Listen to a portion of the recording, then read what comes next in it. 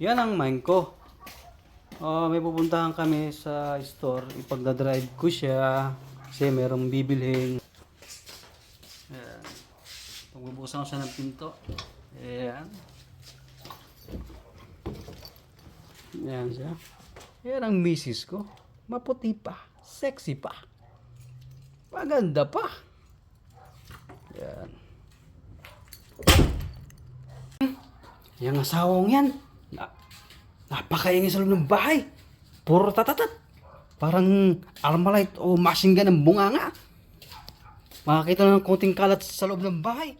Napakaingay na. Di ba, Maingko? Oh. Love you. Love you Napakabait too. ng asawa ko. Kiss nga. Thank you. Mahal na mahal ko yan. I love you, Maingko. Love you too. Pakis nga, Maingko.